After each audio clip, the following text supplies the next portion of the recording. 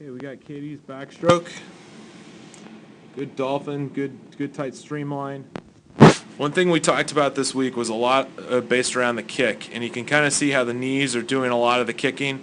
Every time I move my knee for it to do the kicking, my hips are going to sink a little bit in the water, and what's going to happen is the plane of my body is going to be more of a slant. So now I get into a longer race, like a 200 backstroke. Let's see if I can erase that. There we go.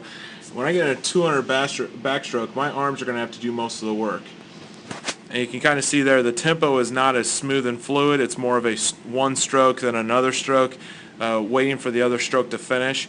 I think if you fix that, if you fix the kick, I think you're going to notice a big difference. The other thing is work on the head position, laying my head back a little bit more. You can kind of see there too that I'm getting not as deep a catch as I could, and that's partly due to the fact that my hips are low in the water, so it's hard for me to rotate. I'm more swaying back and forth.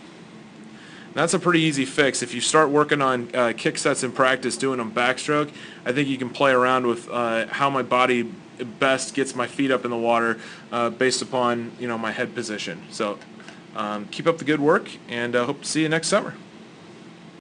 Okay, we're going to look at Katy's backstroke.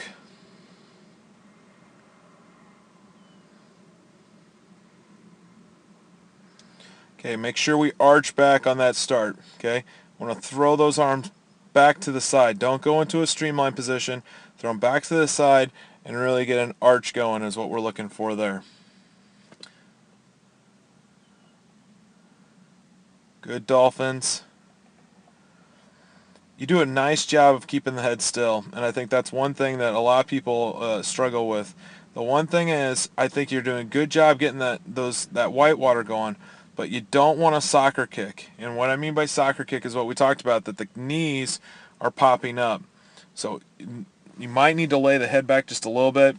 You can kind of see how you're kind of looking back towards the opposite deck. The other thing is you want to get more of a rhythm going, and it's almost like you're doing a more one stroke than the next stroke than the next stroke. And part of that, I think, is because you drop the elbow. You can see as that arm comes around, you want to get that hand in line with the arm, but don't drop the elbow, okay? And or move the elbow, I should say. There, you want to make sure too that you're not leaning that arm above the head and crossing the center plane, because then I'm going to lean more into my stroke. So I want to rotate on my stroke. Because the head position is so good, that's what a lot of people struggle with, that if you can get that rotation a little bit better, I think you're going to see a lot more improvement and a much better catch. But watch the kick. That's the other main thing. Keep up the good work.